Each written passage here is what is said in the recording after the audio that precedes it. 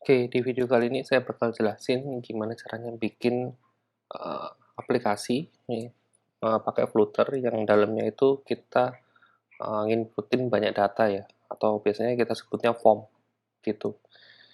Oke, jadi pertama-tama kita bikin project, Flutter yang masih kosong ini, dari sini saya panggil fungsi main, ya.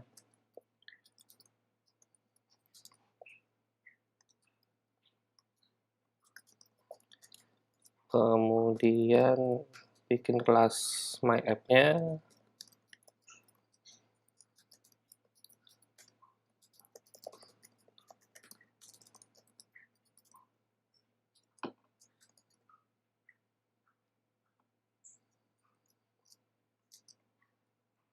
eh,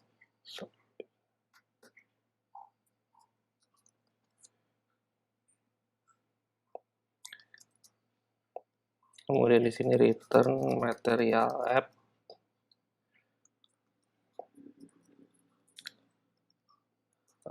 Title-nya itu kita kasih form handling.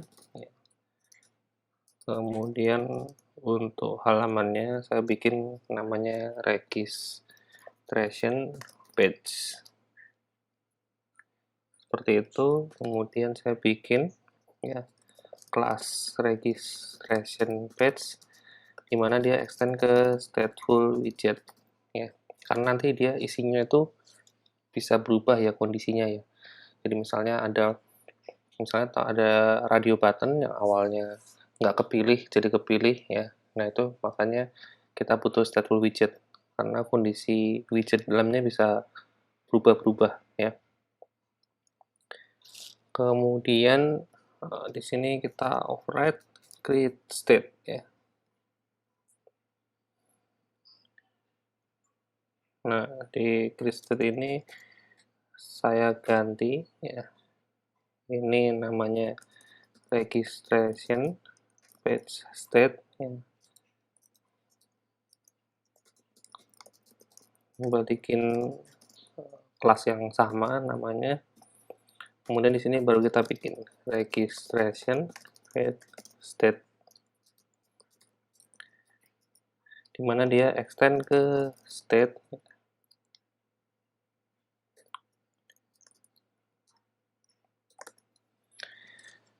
Oke, sampai sini dulu ya. Jadi kita udah siapin kelas-kelas basicnya ya. Nah sekarang dari sini kita baru mulai bikin yang namanya halaman registrasi ya. Oke, jadi di sini kita bikinnya agak sederhana aja ya. Jadi halaman registrasi itu butuh untuk inputin username, password, kemudian gender ya, sama hobi ya. Saya pilih itu karena jenis inputannya beda-beda. Jadi kalau username itu inputannya teks biasa, kalau password itu inputannya teks tapi hurufnya disamarkan ya. Kemudian kalau gender itu nanti pakai radio button ya, bisa pilih pria atau wanita. Kemudian kalau hobi nanti kita coba pakai option ya, select option gitu. Jadi modelnya drop down gitu.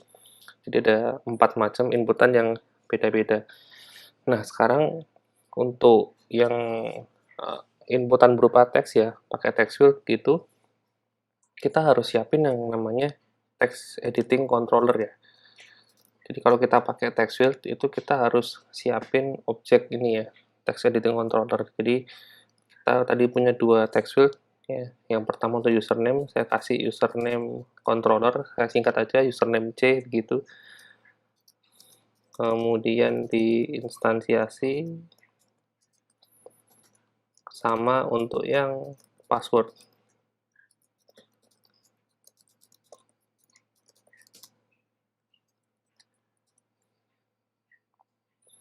Gitu. Karena kita nggak bisa ngambil data langsung dari text field ya. Jadi kita kalau di Flutter itu harus pakai ini, text editing controller buat perantara ya atau jembatan. Ketika kita mau ngambil value dari sebuah text field ya, kita butuh ini gitu. Kemudian yang berikutnya yang harus kita siapin adalah variabel ya. Jadi kalau tadi untuk gender itu kita langsung pakai aja variabel gender begini, tipenya integer ya. Ini adalah menunjukkan nilai yang dipilih saat ini. Nah, jadi kita kasih catatan kalau 0 itu pria, 1 itu wanita ya. Kayak gini. Kemudian berikutnya untuk hobi ya, karena hobi itu bisa banyak jadi kita pakainya string aja ya. Hobi. Nah, defaultnya kita kasih hobinya makan ya. Seperti ini. Gitu. Jadi kalau untuk yang radio button ya, kita nggak perlu pakai controller semacam ini ya. Jadi karena kita bisa langsung ambil value-nya di widget itu, makanya yang perlu kita simpan adalah kondisi value yang lagi dipilih saat ini ya. Itu kita perlu siapin variabelnya. Demikian juga untuk yang select option itu kita cukup siapin satu variabel buat nyimpen kondisi yang lagi dipilih saat ini. Gitu. Oke, nah satu lagi yang perlu kita siapin adalah yang namanya global key ya. Global key ini dipakai untuk menghandle sebuah form ya. Jadi fungsinya nanti adalah untuk memvalidasi ya. Jadi untuk memvalidasi sebuah form apakah data yang diinputin itu valid atau enggak. Nah, global key itu di dalamnya kita kasih ya form state ya. Jadi global key-nya ini akan menghandle ya objek yang tipenya form state. Kemudian kita kasih nama objeknya form key ya. Kemudian kita instansiasi pakai cara yang sama. Form state. Seperti ini. Oke, jadi sampai sini variabelnya cukup ini aja ya. Kemudian langkah berikutnya kita bikin tampilannya ya. Jadi kita override method build ya di sini. Kemudian kita langsung aja return scaffold. Parameter yang pertama app bar ya. App bar-nya itu kita cukup ubah title-nya aja. Registrasi misalnya. Kemudian, nah langsung kita masuk ke bagian body ya. Nah, karena kita modelnya itu pakai form ya. Dan di sini kita juga punya apa namanya? Yang namanya global key. Jadi global key itu nantinya dipakai ke dalam widget form ya. Jadi di sini kita pakai yang namanya widget form ya. Kemudian di dalamnya itu ada parameter yang namanya key. Nah, key-nya ini di set di ini form key-nya ya. Form key-nya taruh sini. Gitu. Jadi yang namanya form itu wajib punya yang namanya key ya. Ya, key-nya tadi fungsinya untuk memvalidasi data di dalamnya nanti. Gitu. Kemudian oh sorry ini ada yang lupa ya. Tadi ini harus dikasih teks begini ya. Kelupaan. Kemudian berikutnya kalau udah key-nya kita set, langkah berikutnya kita langsung bisa set child-nya ya. Child-nya kita pakai kolom aja ya. Karena inputannya nanti banyak. Jadi kita pakai kolom, kemudian dari sini langsung kita set childer-nya ya. Seperti itu. Kemudian, nah di sini baru kita set widgetnya satu persatu ya. Jadi widget yang pertama itu adalah text field ya. Nah untuk username ya kita asumsikan si user itu bebas nginputin apapun ya. Jadi kita pakainya text field biasa. Nah di text field ini beberapa yang bisa kita ganti adalah yang pertama adalah hint-nya ya. Jadi hint itu adalah tulisan semacam placeholder gitu ya. Kalau di web nyebutnya placeholder. Jadi tulisan yang nongol ketika belum diinputin apa-apa. Jadi kalau di sini kalau kita mau ngeset placeholder itu kita pakai ini attribute decoration. Kemudian kita set input decoration-nya ya. Nah, di dalamnya sini baru kita bisa masukin hint. Hint-nya adalah username. Seperti itu. Nah, kemudian yang harus kita set berikutnya adalah controller ya. Jadi text field ini dikontrol oleh siapa? Oh, oleh yang ini. Yang udah kita bikin tadi, username C. Kita taruh sini. Nah, seperti ini. gitu. Kemudian berikutnya adalah kita butuh inputin password. Nah, password nanti kita rencananya akan divalidasi ya. Jadi passwordnya itu panjangnya karakternya minimal sekian karakter misalnya seperti itu ya. Jadi ada proses validasi. Nah, kalau kita pengen text field itu ada validasinya, itu kita bisa pakai yang namanya text form field ya, seperti ini. Kemudian inputannya sebenarnya sama ya, atributnya yang harus di set ya. Pertama decoration ya sama controller ya, saya copy aja. Kemudian di sini hint-nya adalah password.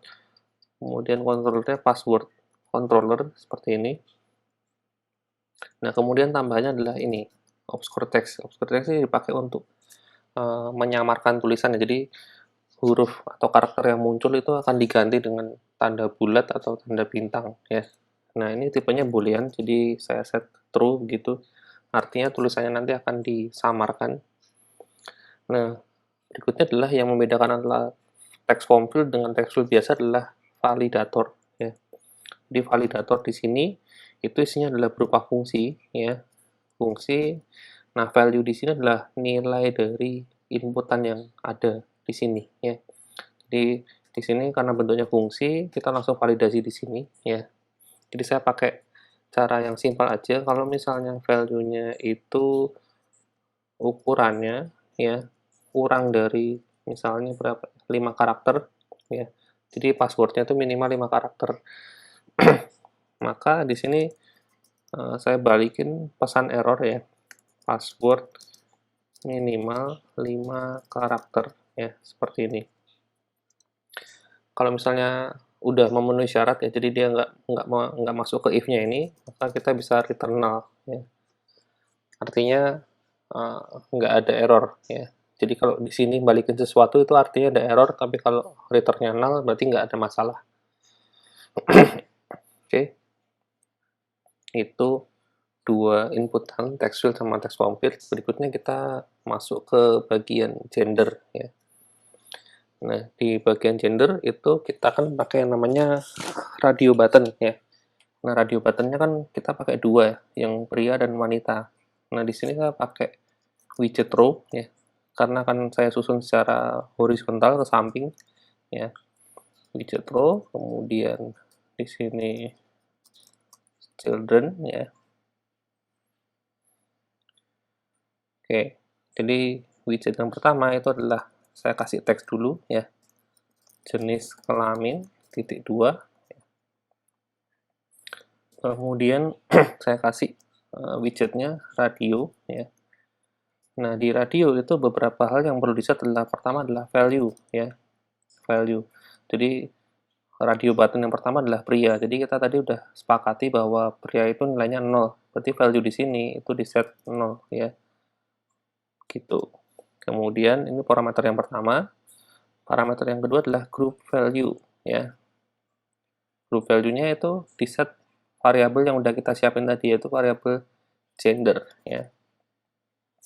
Jadi group value ini adalah menandakan nilai yang lagi dipilih saat ini nilainya berapa gitu. Kalau misalnya radio button yang lagi dipilih adalah pria, maka gender ini kan nilainya 0. Nah, karena 0 itu sama dengan nilai value di sini, maka radionya ini akan dianggap sedang terpilih ya. Jadi ada lingkarannya begitu. Tapi kalau nilainya beda, antara value dan group value-nya itu beda, maka dia nggak lagi dipilih ya. Seperti itu cara kerjanya. Kemudian seandainya misalnya ada perubahan nilai, itu kita trigger ya atribut ini onChange gitu. OnChange ini dia akan panggil fungsi set jenis kelamin misalnya. Nah, nanti kita akan bikin fungsinya ya. Sekarang kita set dulu. Ini udah. Kemudian kita kasih teks ya. Di sampingnya ya pria gitu. Jangan lupa kasih spasi biar ada jaraknya. Kemudian ini saya copy aja biar cepat ya. Kemudian untuk yang wanita, value-nya 1 ya. Teksnya wanita. Seperti itu. Oke, kemudian langkah berikutnya adalah kita harus implementasiin fungsi set jenis kelamin ya di sini. Saya bikin aja void set jenis kelamin, dia harus nerima value yang tipenya integer. Nah, di sini yang terjadi adalah kita harus panggil setState ya. Jadi kita tinggal update aja nilai gender sekarang itu adalah sesuai dengan value yang dipilih ya. Berarti gender sama dengan value. Cukup kayak gini aja. Seperti itu. Jadi sebenarnya radio button ini kalau misalnya nilainya berubah itu dua radio ini akan ke-trigger semua ya. Dua-duanya akan manggil fungsi itu tadi. Cuman nanti yang nilai group value-nya sama dengan nilai value-nya itu yang akan dipilih ya. Gitu. Jadi kalau kita punya 10 radio button sebenarnya 10-10-nya itu ke-trigger semua ya. Cara kerjanya agak beda dengan web ya. Kalau kita pakai di HTML itu kan lain ya. Jadi hanya yang dipilih yang ke-trigger. Tapi kalau di sini semuanya ke-trigger ya. Gitu. Kemudian ini radio button udah. Nah, yang terakhir adalah kita bikin untuk select optionnya ya. Atau istilahnya itu drop down button ya. Jadi di sini kita bisa bikin drop down button. Nah, drop down button ini kita harus tentuin dulu yang mau dipilih itu tipenya apa. Nah, tipenya string ya. Jadi saya kasih string di sini. Nah, ini cukup panjang ya persiapannya ya. Jadi pertama kita bikin dulu drop down button. Kemudian value di sini adalah value yang lagi dipilih saat ini itu adalah sesuai dengan variabel ini ya. Variabel hobi ya. Jadi kita set hobi itu di sini. Nah, berikutnya adalah masalah apa aja yang bisa dipilih ya. Itu ada di atribut items ya. Nah, items ini itu sebenarnya dia hanya bisa menerima ya objek yang tipenya drop down menu item ya. Drop down menu item seperti ini ya. Jadi list of drop down menu item. Nah, cuma karena kita belum siapin daftar itemnya ya, jadi kita harus siapin dulu ya list of stringnya yang isinya nama-nama item. Kemudian listnya tadi harus kita convert dulu ke list of drop down menu item ya. Jadi stepnya memang agak panjang ya. Oke, jadi pertama-tama kita bikin list biasa ya, tipenya string. Ini daftar hobinya apa aja, tadi ada makan, kemudian ada tidur misalnya, sama belajar ya, ada 3 macam.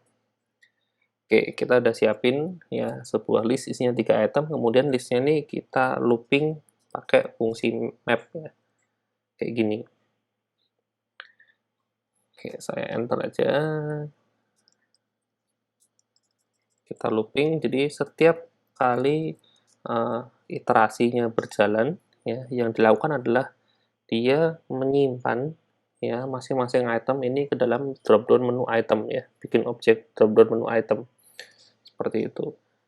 Oke, jadi di sini isinya adalah return ya, return drop down menu item ya seperti ini, yang isinya adalah pertama value-nya sesuai dengan value yang lagi di looping ini ya, di huruf E-nya kita masukin ke sini 1.